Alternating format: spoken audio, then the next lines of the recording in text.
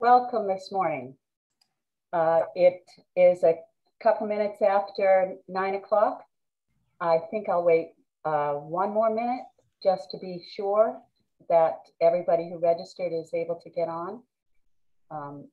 We did have several more people who registered than are currently on, so one more minute.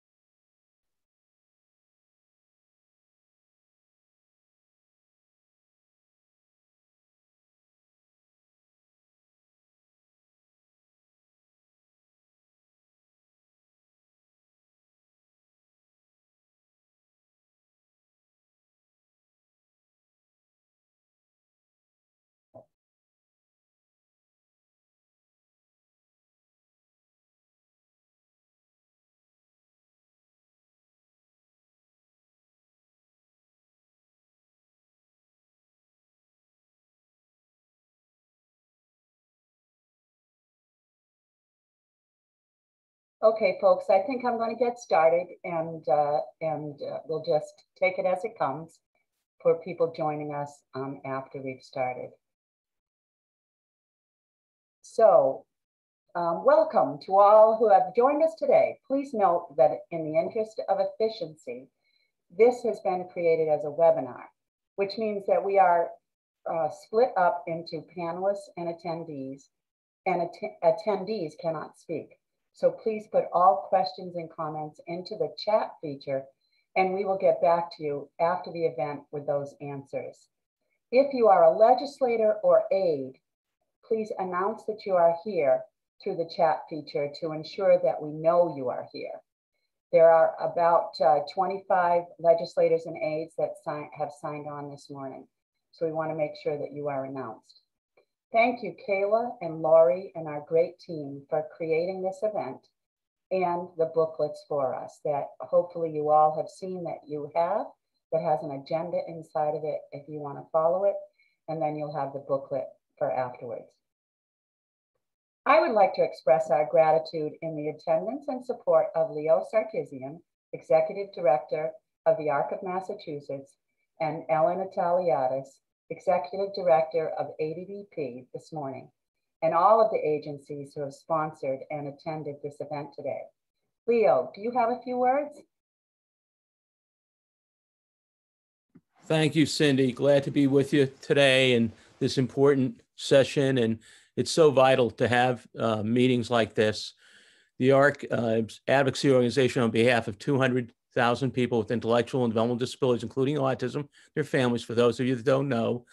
And basically, I just want to focus on one thing. It's an understatement to say that we're in a state of crisis when it comes to workforce adequacy.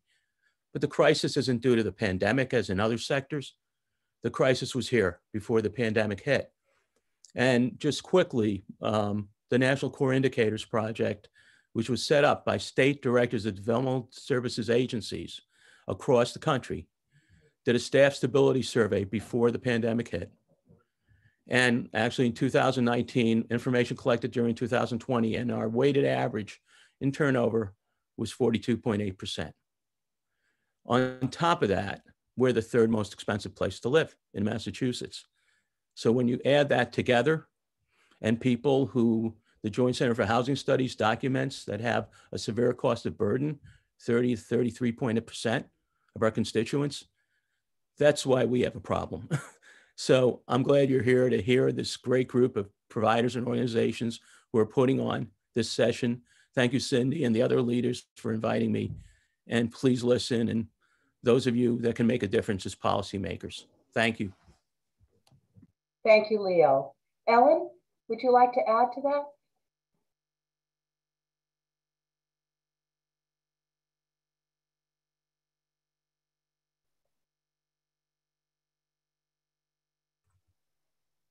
You're muted, Ellen. That would help, huh? All right, I'll start again. Good morning. I'm delighted to be here and first want to applaud the providers of Central Mass for holding their 30th annual legislative breakfast. That is quite an accomplishment and a testament to their tireless advocacy on behalf of the disabilities community. I'm so pleased that Chairman Finn is the keynote speaker of this event. ADDP and some of its members met with Rep. Finn just a few weeks ago. We're excited about your new role and responsibilities, Chair Finn, and look forward to continuing to work with you to address the future needs of our industry. I'd also like to thank the representatives who are here today for their support of ADDP's request in the FY22 House budget to increase the DDS funded day work line item by $15 million and provide for an increase in $7 million for transportation. Both critical line items as the Commonwealth begins to open up after this challenging year. We look forward to a similar outcome for the Senate budget. And finally, but most importantly, I'd also like to thank legislators who are here for their support of the $160 million in the Chapter 257 rate reserve last year. That rate reserve began to provide an investment in the human services staff salaries. And we also thank you for the $79 million in this year's rate reserve. As the American Rescue Act funding rolls out, it is critical to support further investment in our staff by funding both retention and recruitment bonuses. The selflessness and commitment of human services staff during the pandemic has been amazing, unparalleled, and must be recognized to ensure that staff remain in our field. At the same time, significant hiring bonuses must be provided to rebuild our workforce and attract new staff to our field. Thanks so much for giving me this opportunity to provide some remarks. Oh, thank you, Ellen, very much. I'm so grateful that you are both here representing all of our agencies. Let us begin the rest of the agenda by hopefully most of you got your cup in the mail that says Central Mass Providers on it. So I just want us to raise the cup in honor of the selfless sacrifice of the staff who are being honored today during this extraordinary year, and to the folks we care for every day, and for those who are going to help us create a better world for the people we serve into the future. Thank you. Thanks. So Erica, the Center of Hope COO, will introduce the legislators who have signed on thus far. Good morning. Thank you to all of our legislators and their aides who have been able to attend. So far this morning, we have aide Allison Kenny for Representative Kate Hogan. We have aide Ayanna Crawford for Representative Orlando Ramos. We have with us Peter Durant this morning, Bill Frederick for Ryan Fatman, Ann Goby, Paul Frost, Representative David Meridian, Representative Mike Kushmerek. I apologize if I didn't pronounce that correctly. We have aide Elizabeth Kazinskas for Representative Ferguson. We have Jeff Roy, and we have Adam Scanlon with us this morning. Thank you all for being here. Thank you. Okay, so we will begin with Mike Hyland, the CEO of Venture Community Services. Thank you, Cindy. Thank you, and good morning to everybody. Thank you for joining us. Before I go too much farther, I do want to thank Cindy and the Center of Hope specifically for throwing together the 30th annual legislative breakfast. It's a labor of love for them, I know that, but it is in fact a labor, particularly during the ending, hopefully the ending of the pandemic. But it's wonderful that they can bring so many people together so often. And as I look around the faces here, we do have terrific representation from agencies and from the legislature, certainly. So a tip of the hat to Cindy and her folks for making that happen. I think that we have a great opportunity today to honor some really amazing staff people who really represent the larger workforce of human services, people who have typically toiled in anonymity and hopefully now can find just a few minutes to actually get their due. These are people who work tirelessly, not just during the pandemic, but long before that. And I think it's important that we remember not just how difficult their work is, but how vital it is, how important it is to the people they support. I think that when you honor anybody with an award at an event like this, what you're finally doing is recognizing that they do something that most people can't do. These are folks with an uncommon skill set and folks with a dedication that create better lives and opportunities for other people who are strangers when they meet them. So it's really not possible to thank them enough for all of their good work and all of their dedication. I can echo to some extent what my colleagues have already said. We know that we are in the throes of a tremendous workforce. It threatens this industry literally like nothing I can remember. We have a terrible number of vacancies. We have agencies that cannot provide services now, waiting lists that impact families and individuals who can no longer get into the community the way they're entitled to do. It's crucial that we solve this workforce crisis together. And even though we're in the throes of a tremendous crisis, there must always be hope. And I think that one of the great beacons of hope we have is the listing of legislative people who have shown up to this event today. Having worked with some people in the legislature, I know that they have been overwhelmed by this pandemic and trying to manage through it, but they're still here supporting our human services workforce. Massachusetts is actually a great place to do this work. In spite of our challenges, we have partners at every level from the legislature to the administration. And we will now rely on those partnerships to help us find the solution to this crisis we have. More than anything, Massachusetts has led the way in creating opportunities for people with disabilities. The only thing preventing us from continuing to do that is the workforce. But I firmly believe we have the right people at the table in partnership with our legislative allies and with DDS and the Executive Office of Health and Human Services to overcome the crisis. So as we continue to focus on our need to do this, let us never lose sight of the number of people who have kept us going long before the pandemic. Thank you, Cindy. So now let's move on to introduce Gina Koss, CEO of Sunshine Village. Thank you, Cindy. Thank you for inviting me to speak, and thank you for your leadership in this matter. Chairman Finn, thank you for joining us today, and to you and all the other elected officials on this call, thank you for all the work you do on behalf of our clients and our employees. I know that being a legislator wasn't easy before COVID, so your extra efforts during the crisis created by the pandemic from everyone at Sunshine Village, you all shine. Representative Finn, pre-COVID, I talked with you at a West of the River Chamber event about the impacts the grand bargain would have upon human service agencies like Sunshine Village. Back then, we were a $16 million organization with 275 employees and serving over 550 clients. Pre-COVID, I think we agreed that providing the funding to bring all the employees and all the agencies that contract with the Commonwealth of Massachusetts was going to be a daunting task. Today, Sunshine Village is operating at about 40% capacity at our sites with a $9 million budget, 90 staff, and serving 200 clients in in-person services. And today, I think we can continue to agree that that task of increasing funding sufficient to increase wages to meet minimum wage requirements is more daunting than ever. Although I don't know by ward, I do know that through our in-person, virtual, and remote services, we support 246 clients who live in Chicopee, Springfield, and West Springfield, and we employ 34 staff who live in those cities. And you might remember me telling you, Representative Finn, that agencies like Sunshine Village used to be $3, $4, even $5 ahead of minimum wage. Today, we aren't. Our entry-level wage is $13.90, just 40 cents more than minimum wage. And in January, we will be increasing that wage to the minimum wage of $14.25 and then $15 in January of 2023. I often tell people that a business must recruit caring and competent professionals, and that the only thing worse than being a low-wage employer is being a minimum wage employer. The human service industry, once a low-wage industry, is quickly becoming a minimum wage industry. And there are other issues, wage compression being one.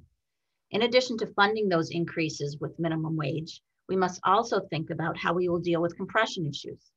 An example of this is our case management positions at Sunshine Village. They require different skills and experience than a direct care professional, and they currently start at $16.82 an hour. Then there's the cliff effect, when someone becomes ineligible for public assistance programs once their income increases above federal poverty guidelines. When we hit $15, our employees will start experiencing the cliff effect, losing benefits like housing, health insurance, daycare, and food subsidies. If they lose these benefits, the increase from the minimum wage has only made them poorer. I'm thinking that they will request part-time work, so they won't lose those benefits, and that will only increase the workforce crisis. With unemployment paying the additional $300, and now with people having access to health insurance without having to work, we are seeing more and new incentives not to work.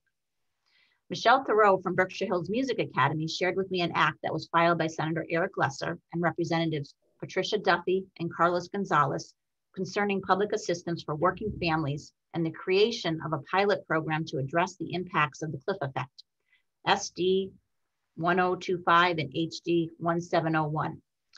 This act would be a way to incentivize people to work. It's a hand up, not a handout, and truly it could help decrease generational poverty.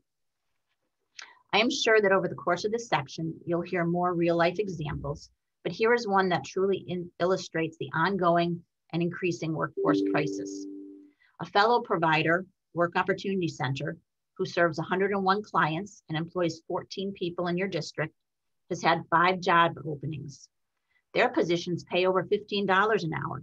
They have full medical benefits, profit sharing, 12 days of vacation in the first year, and a 100% employer contribution to the 401k without a match requirement. Those 5 job openings, they have not received 1 application after placing the ad for over a week. And typically they would have had over 100 applications. So when we refer to the workforce crisis as a crisis, truly it is. I fit a lot of issues into less than 5 minutes, and I appreciate you just listening to these concerns, and I would be happy to discuss them with you in more detail at a later date. And when we get back to normal, I'll welcome you back to Sunshine Village so that you can see, even in the midst of a crisis, we are still delivering on our promise of a great day.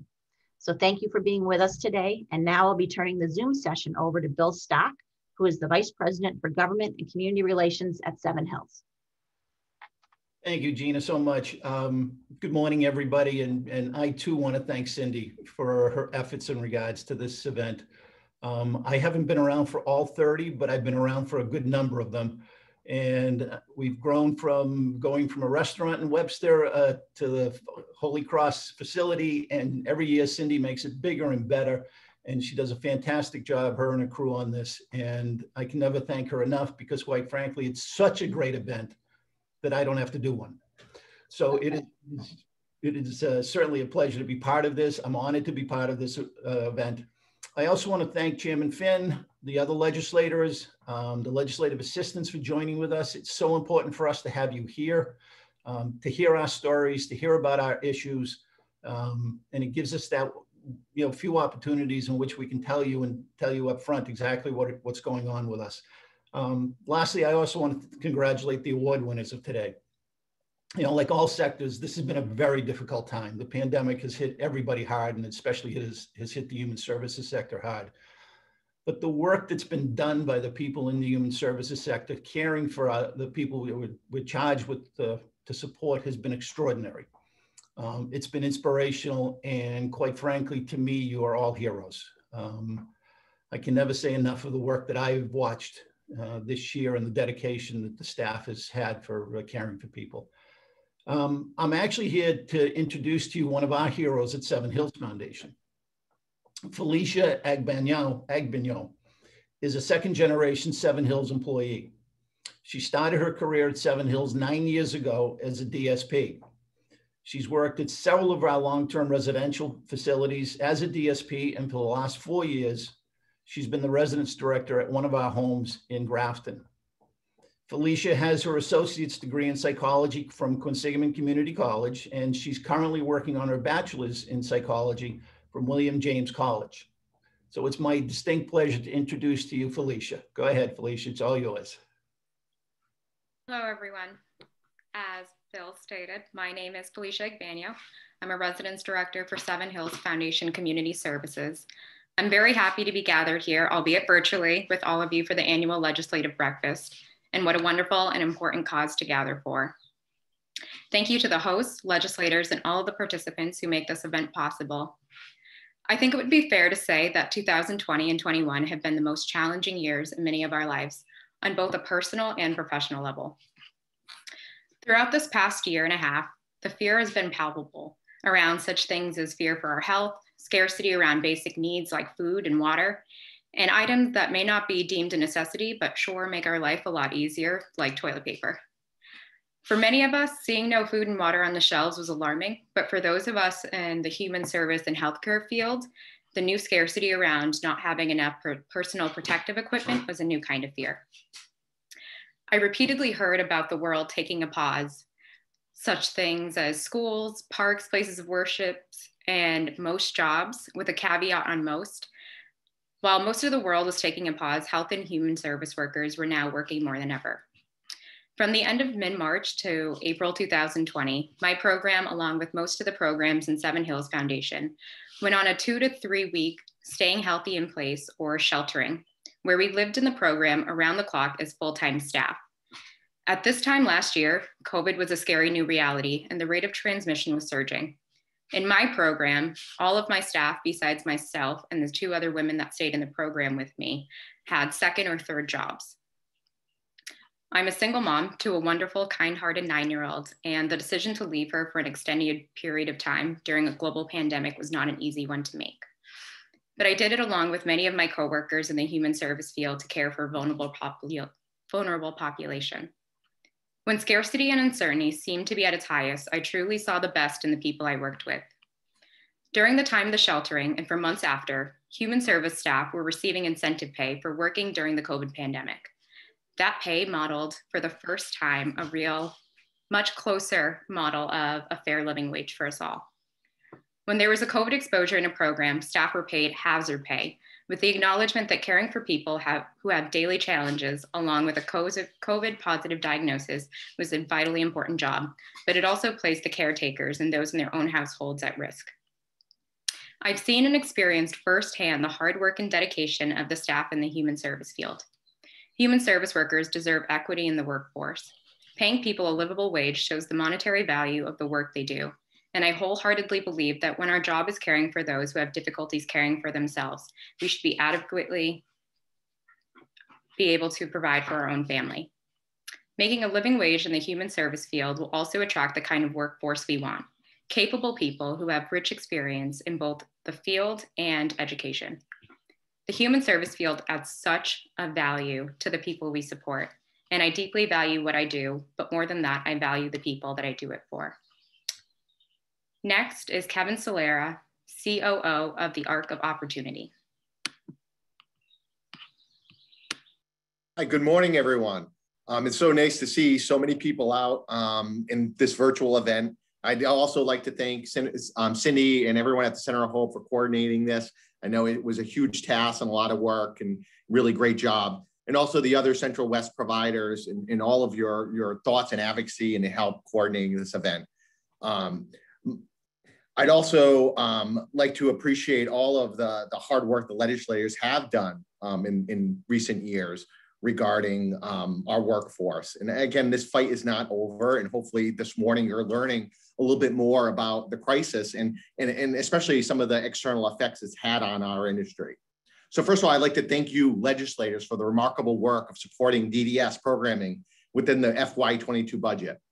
As human service providers, we appreciate your support, which provides significant gains to DDS's family supports, day and employment programs, and provided full funding to maintain all other budget lines.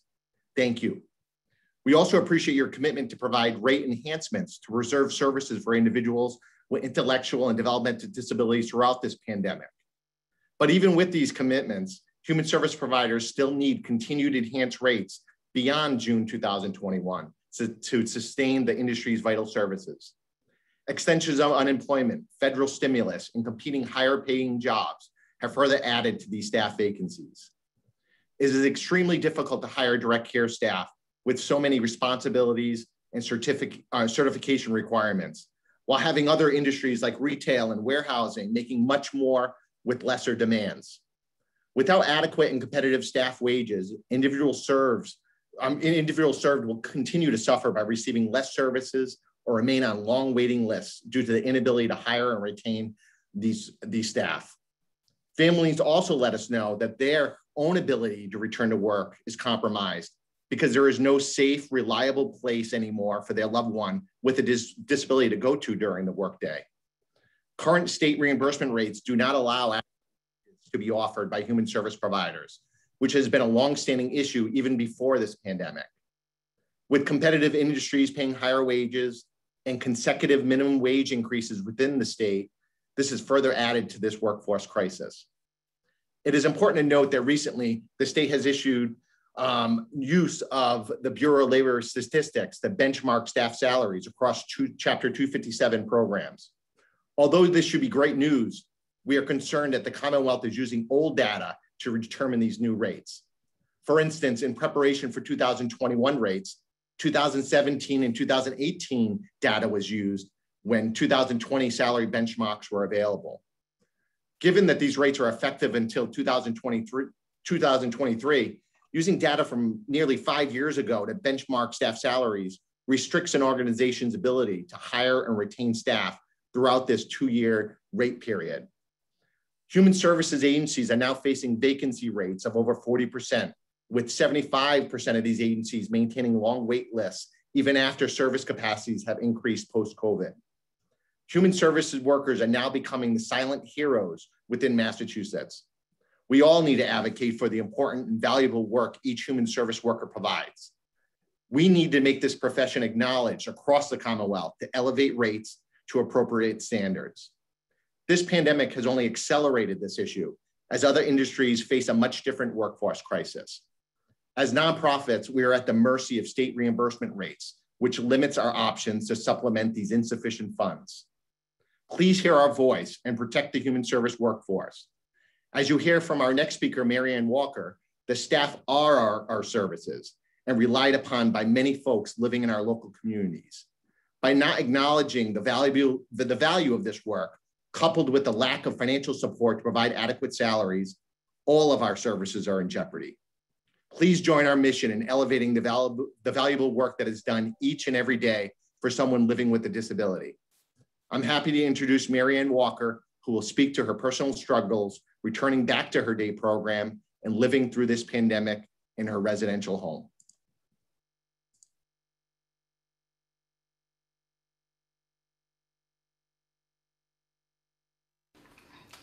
I'm Marianne Walker, I live at Marsh Lane, Leominster, and we're talking about my day program in Groton and how I found it. My sister and I had to live with my sister because my mother passed away. She took me in and made me a room in her basement. And then one day I was crying because my mother had passed away. She says, "You've got to get out of here before we both crack up. I'll have to find you a day program." So we went to visit Groton, and that's how we got in. And when I went back from Easter break, they had told us they had sold the building. And then they told us that we would go to Acton from there. Right. So I've been sitting at home for a year now, and my friends miss me, and I miss them. I wish I could see them right now. I had finally gone back. I thought it was all set, and then they told me we were going to close the Groton site, and everybody from Groton was going to go to Acton. Told me that I would have to pay for my transportation because they didn't have a bus for me to get on to get there. And I've been paying over $100 a week to get there. And I don't think we should have to pay for our own transportation because there's 5 of us that would go there at the same time.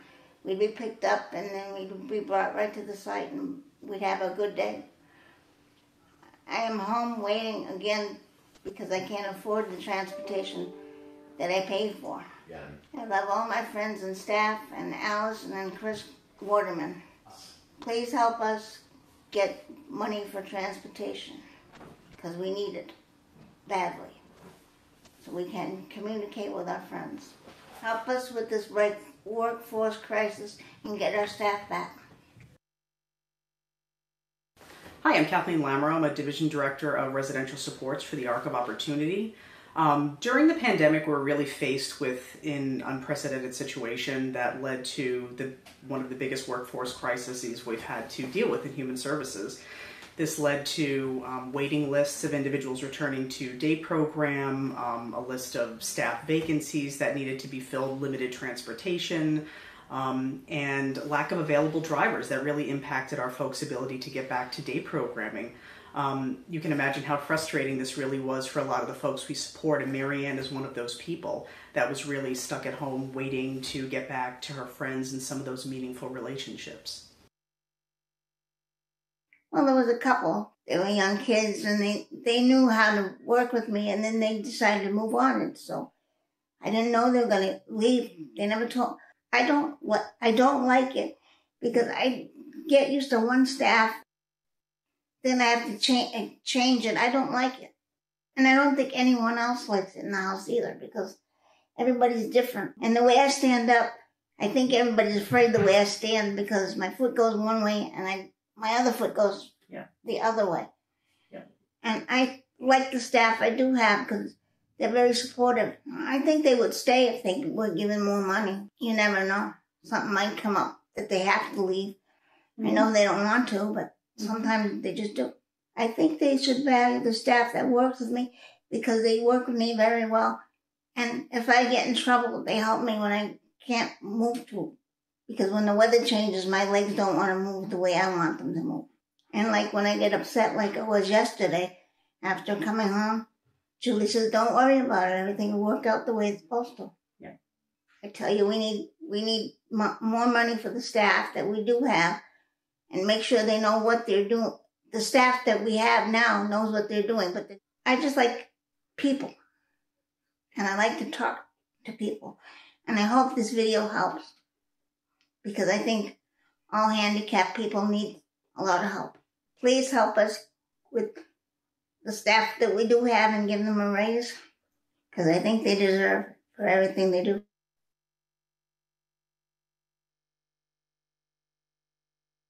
Thank you very much. I'm going to, this is the place where I'm about to introduce our guest speaker, but Erica, could you add any more folks from the legislature that have joined us? Yes, so thank you to our speakers, especially Marianne and Felicia, because you put the human perspective in human services, and your stories are very compelling. We do have some additional legislators here with us. We have Representative Peter Durant. We have Representative Joe McKenna. We have Ari Morton for Representative Sabadosa. Aide Carla Cahill for Senator Chandler. Aide Anna Duffy for Representative O'Day. And Aide William Titus for Senator Feeney. Thank you. Thank you. So I'm now going to move on and introduce State Representative Michael Finn, who is a lifelong West Springfield resident and currently serving in his 6th term in the Massachusetts House of Representatives. He represents the 6th Hamden District, which includes the whole city of West Springfield, 3 wards in Chicopee, and 1 ward in Springfield. Representative Finn's public service began when he joined the Army National Guard in 1991, where he served for 8 years. Thank you for your service. Prior to joining the legislature, Representative Finn was a court officer for 15 years with the trial court in Springfield. He also served on the West Springfield City Council from 2004 to 2010, where he finished his tenure as council president. He is a graduate of Massachusetts College of Liberal Arts, married to Jennifer Massey Finn, and has 3 children, Charlie, Peter, and Molly. This term, Representative Finn was appointed the House Chair of the Joint Committee on Children, Families, and Persons with Disabilities. This is a significant assignment for Representative Finn, as he and the committee search for ways to protect and support some of the most vulnerable members of the Commonwealth. You're on, Chairperson. Thank you very much, Cindy, and thank you, to everybody from the Center of Hope. I'm sure it's not lost on either the legislators or yourselves how important advocacy days like today are for us to be able to hear firsthand the important work, not only that's being done for the constituents in our districts, but most importantly about the continuing needs, across the board when it comes to this area. I would also like to say, if I can take this one moment to say to Ms. Koss, Gina, I know you're there somewhere. I don't see you on my screen right now, but you are without a doubt one of the strongest advocates that I encounter on a daily basis. And I can't thank you enough for all the work that you do. It's really important. I was deciding what I wanted to speak about today. And I think I'd like to begin with, talking about how overwhelming it's been in many respects to become the chair of the Committee on Children, Families, and Persons with Disabilities. The last committee I had, while important, was far less active than the one that I've been currently assigned to. And I'm very grateful for the opportunity for many reasons, but most importantly, because of the work that can be done. And when it comes to this committee, as an adopted person, I know it's not related to developmental disabilities, but it affects the way I view the work that we're doing, and it helps me to understand a greater sense of how important it really is. And so, for a lot of those reasons, my personal story, I think, helps give me a greater sense of urgency and need, and I try to bring that with me every single day. So just to move on, one of the other things that I think is extremely important to mention here today, and it's a very touchy subject, and I'm sure a lot of you have been following it. I know I've had meetings with a lot of different folks on this, and it's the incident that happened down in Fall River as it related to the death of David Allman. And for that reason, or I should say, around that, his death is tragic. And it shouldn't have happened. And there were so many system failures. But one of the things that it did do is it really brought to the surface the importance of the services that we're providing to persons with disabilities. And had we been doing a better job, David and his brother, they wouldn't have suffered from that. And so the lens that I, am viewing a lot of the failures is also around, what are we doing as far as training different agencies that the legislature has oversight of? How are we training those individuals so that they understand the complex needs of persons with disabilities as they're doing their daily jobs in a way that, can improve those services for those folks? Not just that, but just making sure that, we're doing our best when it comes to providing those services, whether that's a financial, backing of a certain agency or the advocacy groups that are involved in the space. It's just really important that we not lose sight on that. And I know that that's, it seems like it should be something, that doesn't need to be said, but unfortunately it still does. And that I view as being a big, important thing that we can, as a legislature, can do to make things better. One of the other things I think that's real important as the new chair to this committee is that, I think I bring a new point of view to it. And I think that, certain things that, may have, I don't want to say have been neglected, but, I think that, things are piquing my curiosity in ways, and I'm going down different avenues of research and understanding so that, hopefully we can also, use that lens to, bring a lot of changes to the area.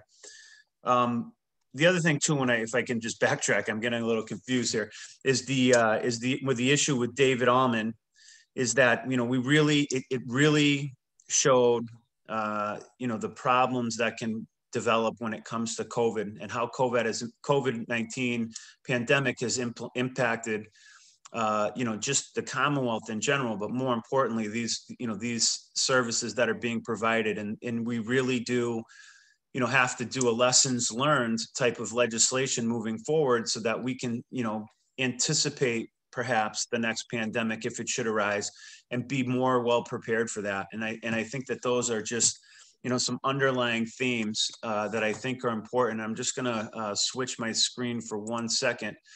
I did want to talk briefly. I know that this year the House budget was viewed positively, even though I know that we just talked about some things that were still needing. But as far as transportation services, I know I did hear someone speak about that earlier.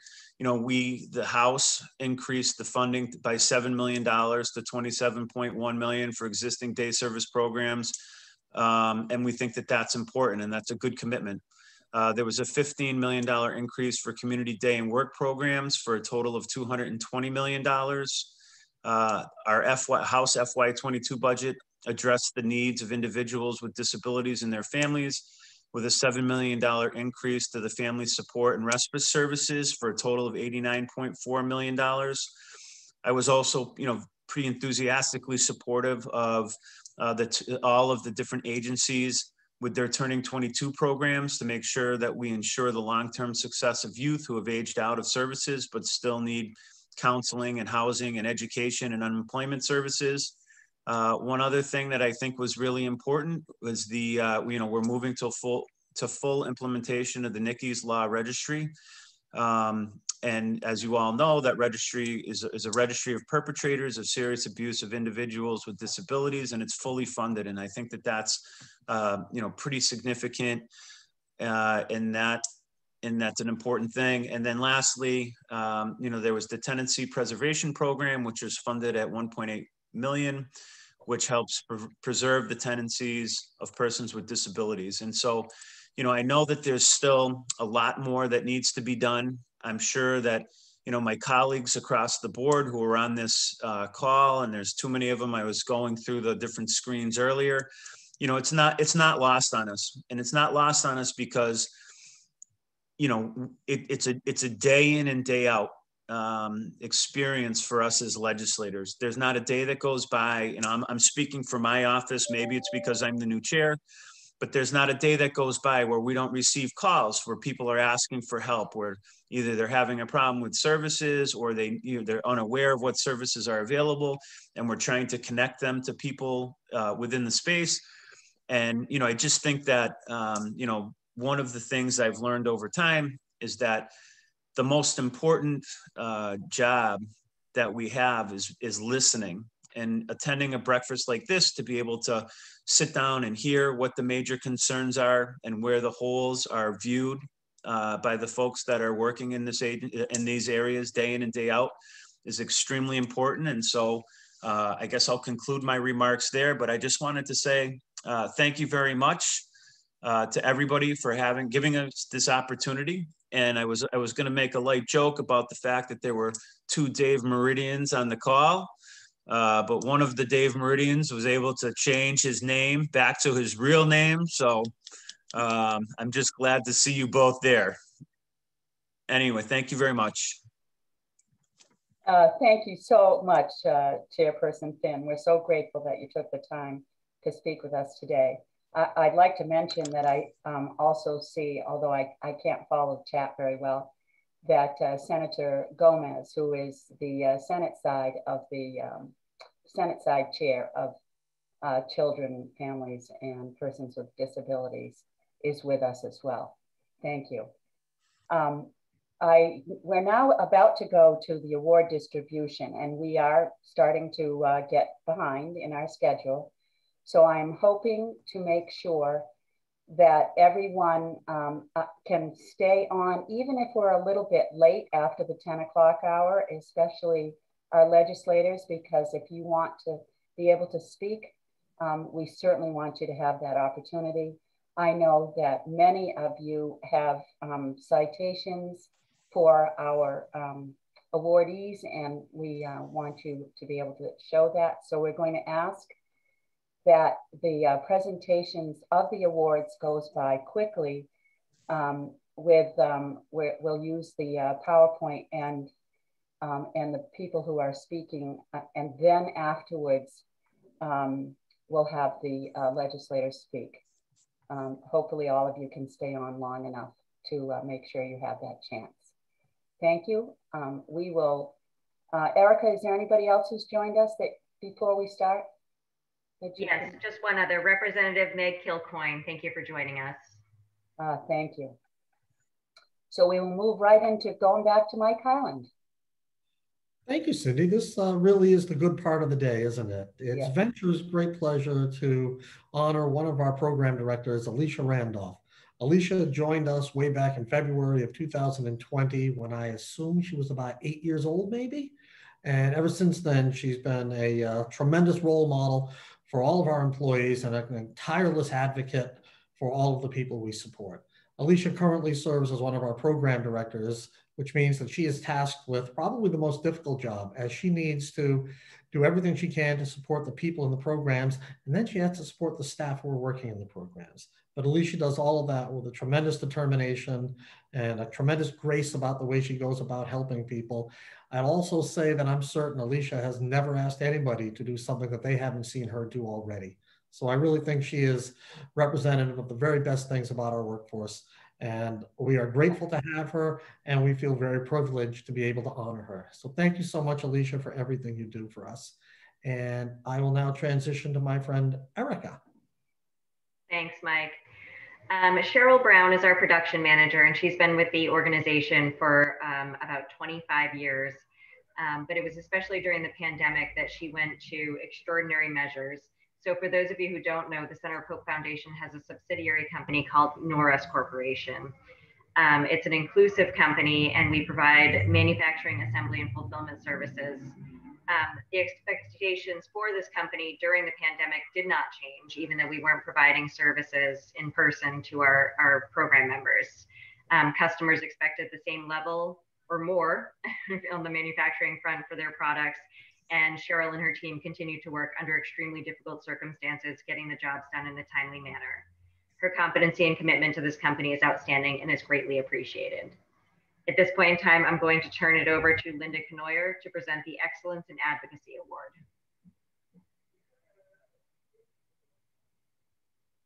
Good morning. John Twymey, you are being recognized for your outstanding care to two individuals for over 20 years, and short term to many individuals who needed a home in an emergency situation.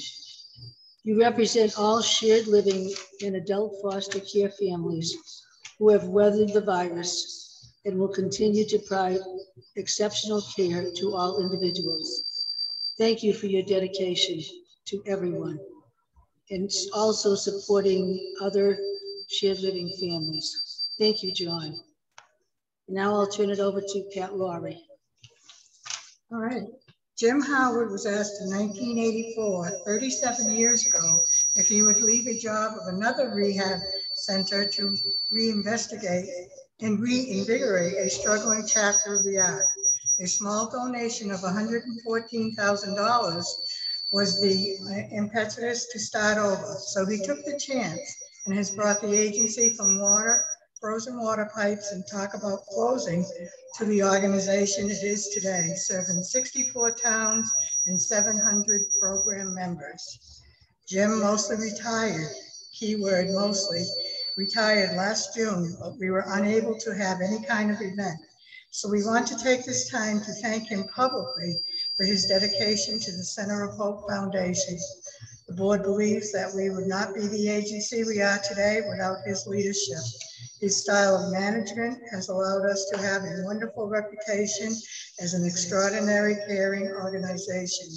It is obvious that Jim appreciates the people we serve through his respectful demeanor that radiates throughout the organization. We are eternally grateful for his financial astuteness and perseverance that has allowed us to flourish through his years at the helm. He's my hero, Jim Howard.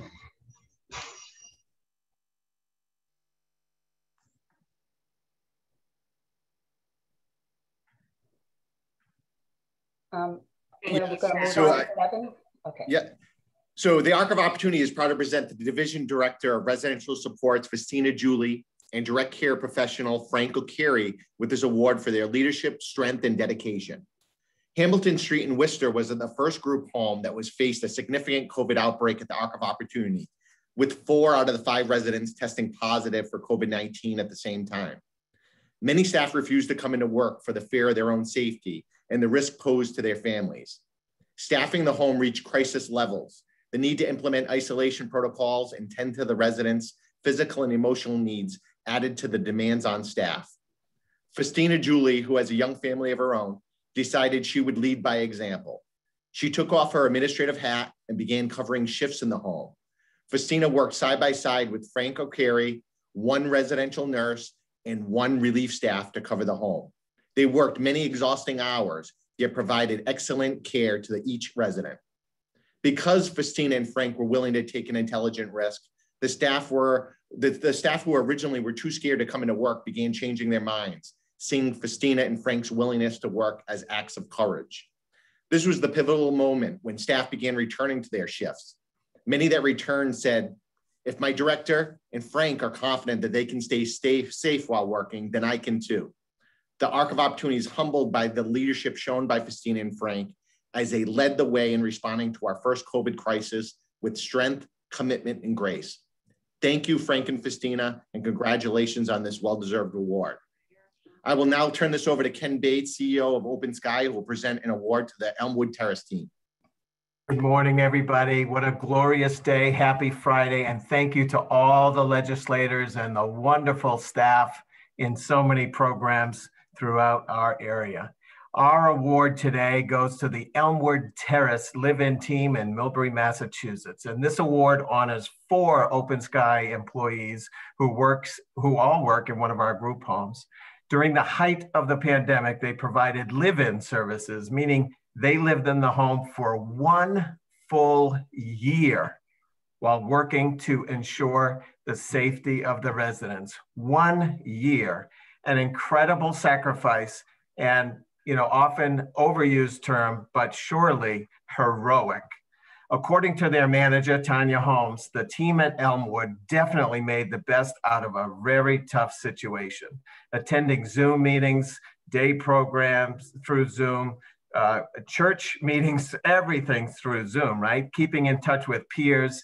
They had cookouts, dance parties, summer holidays, went out for ice cream as often as they could, and take out food rides. So I just want to say, at the beginning of this pandemic, their mission was to keep the ladies safe, and for however long it took.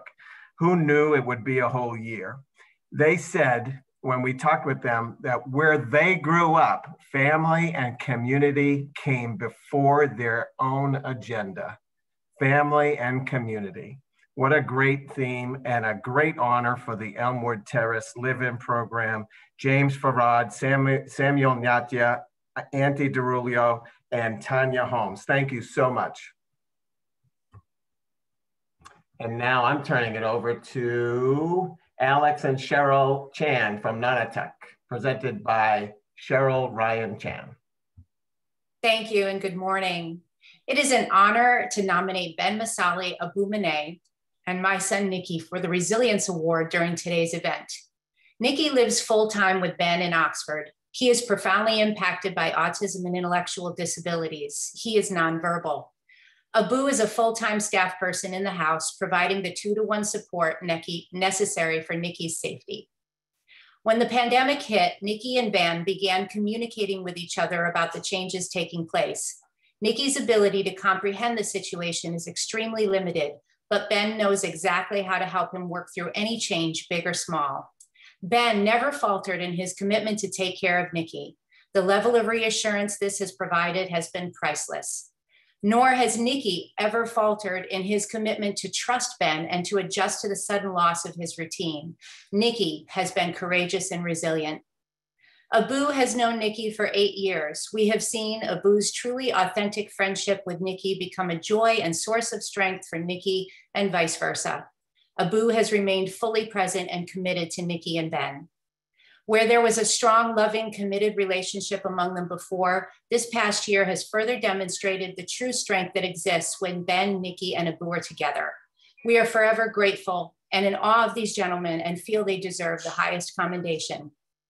You may recognize Nikki's name. He is the face of Nikki's Law, the abuse registry mentioned today by Representative Finn, which was signed into law just a few weeks before the lockdown began in 2020 spearheaded by Senator Mike Moore and the extraordinary leadership of Leo Sarkisian, Maura Sullivan, and everyone at the ARC. I want to take just a moment to say thank you once again to our legislators, because that was voted unanimously and passed through unanimously. But once again, today is about Nikki, Ben, and Abu, and we extend our congratulations to them for this award. Thank you. And now I pass it on to HMEA.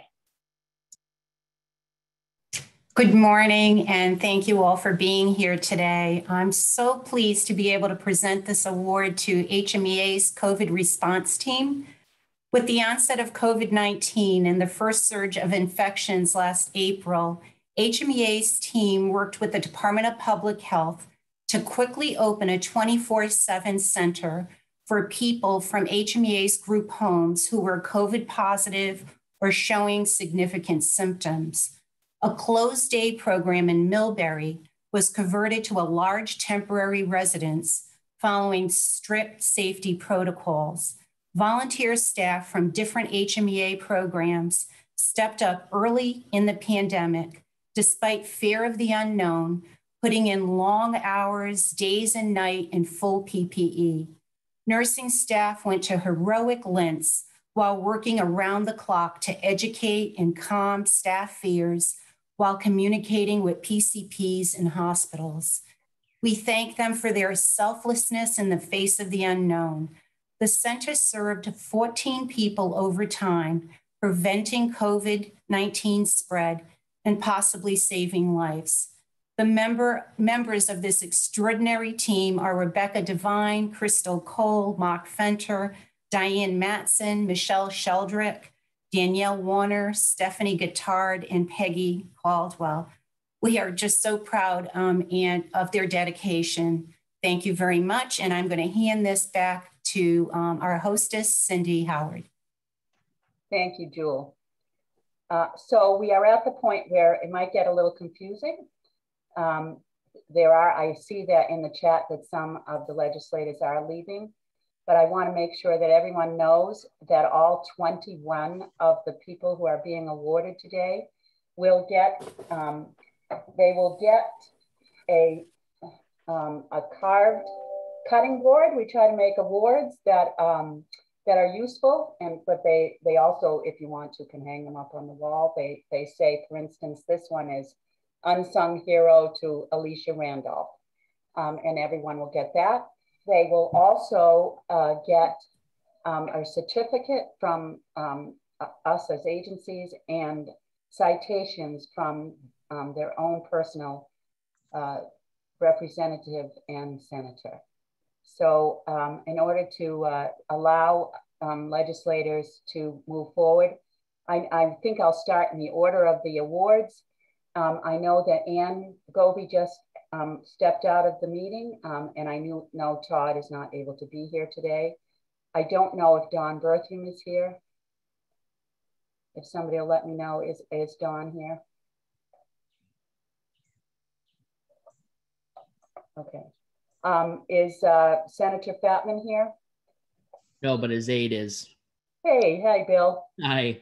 I won't take up much time. I just want to say thank you very much for the effort putting in to get this event together.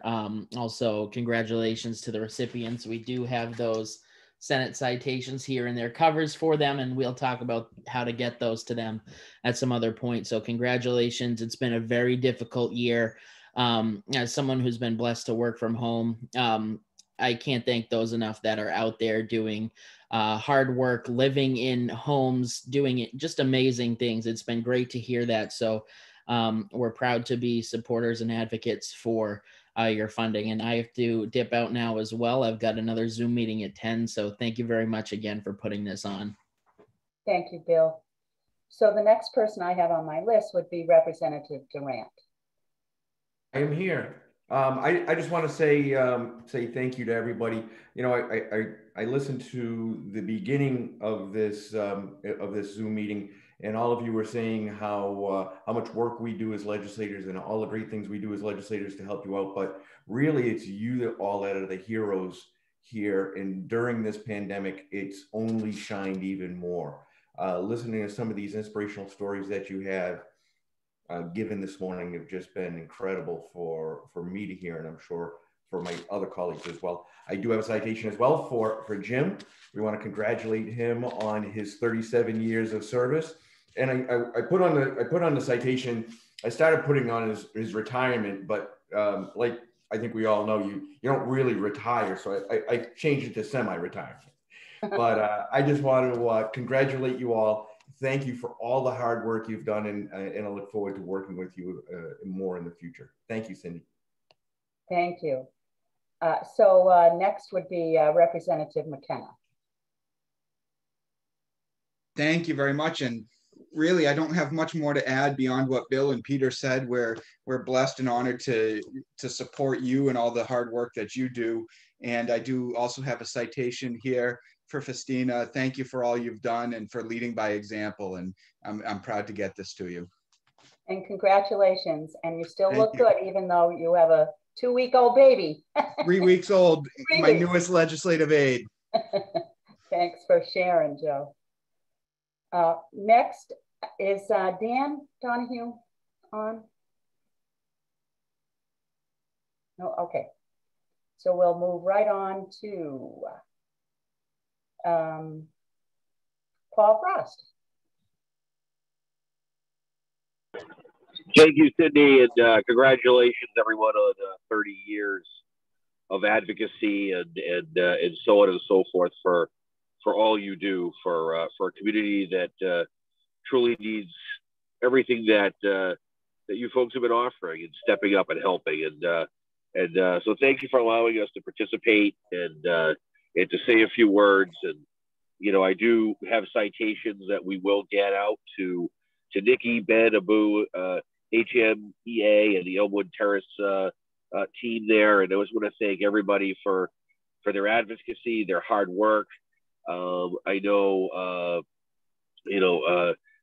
just even a little shout out to Nikki for Nikki's Law. And, I know it's a terrible situation, Nikki, that you had to go through, but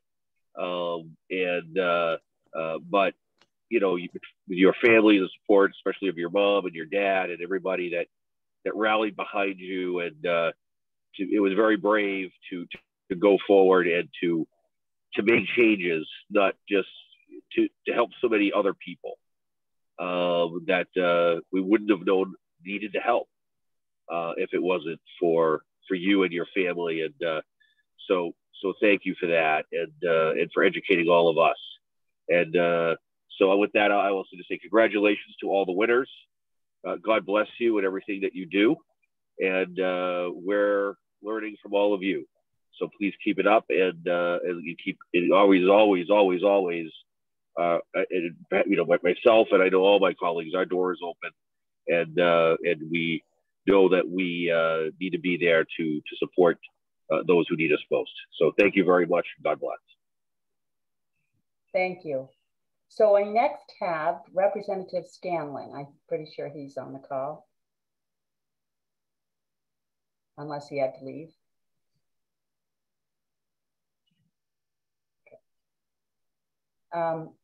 And Representative Roy, are you still here?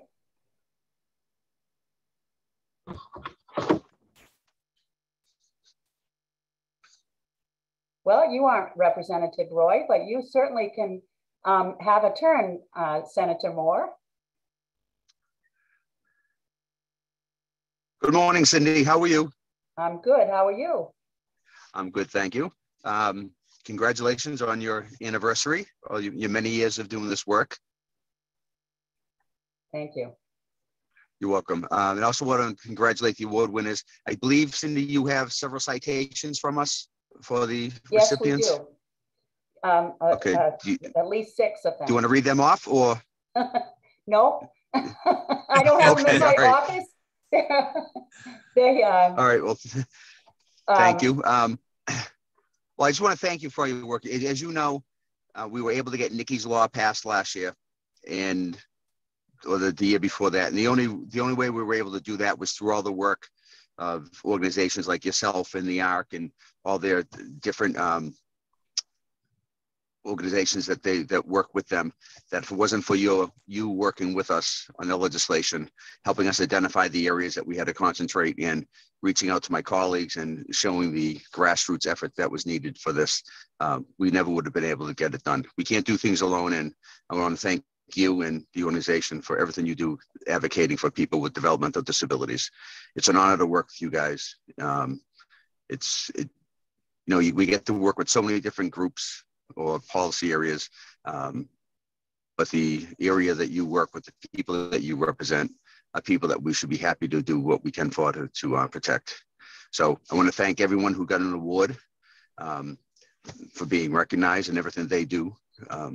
But thank you. And it's great to be here. Thank you.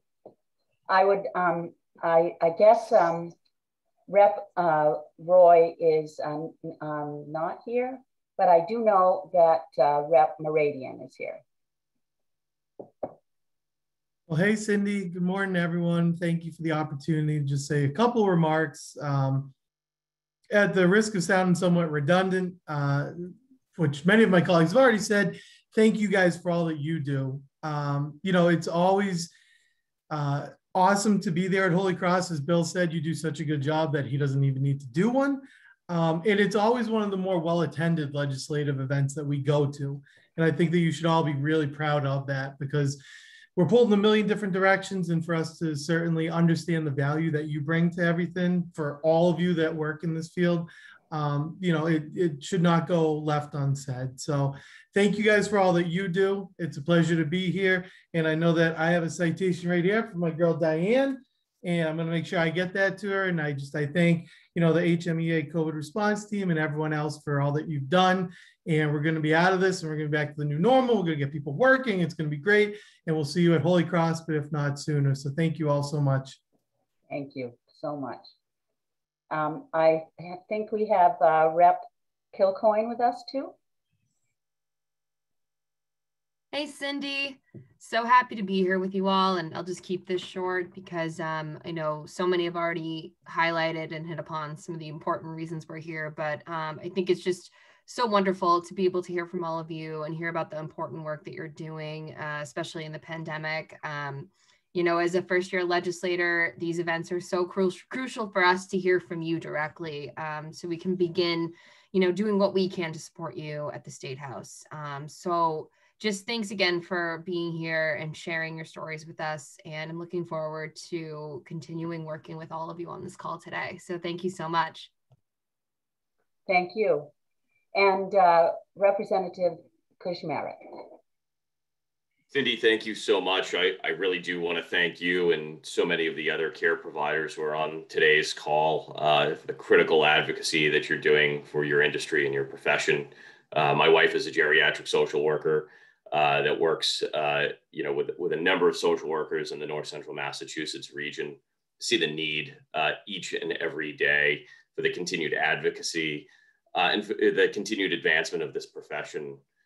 To make sure that they have the resources and the pay to work in this field with dignity and respect. I know how much you love the field that you work in, and I know that we have some work to do to continue advancing compensation and resources and benefits across the board. So I want to thank you so much for all the advocacy that you're doing because we see the impact of these social workers, of these care providers in our communities each and every day across so many critical populations. So thanks for everything that you're doing. And I look forward to working with you and the legislature to continue to advance these efforts. Thank you so much. Seeing the last two of you who are so young in this field here, I've been doing this for over 30 years now. And I don't think that there are any of you that were here when I first started doing this. Of the probably 40 legislators that we've invited to this. And we certainly recognize how important it is to keep teaching people as they come on board in the legislature about how important our work is. Thank you. There may be other aides or legislators on the call right now who may want to say something. So I'm going to open that up to anybody else who would like to speak.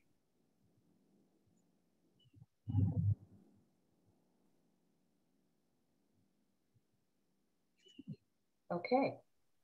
I apologize for it going over. We tried really hard to keep it to an hour. It was difficult to do that, but I think we all did a great job today.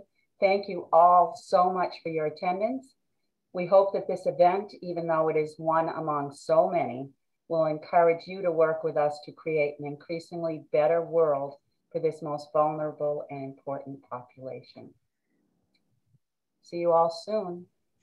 Thank you. This will all be on people's websites because now people can look at it afterwards. Thank you all. Thank you.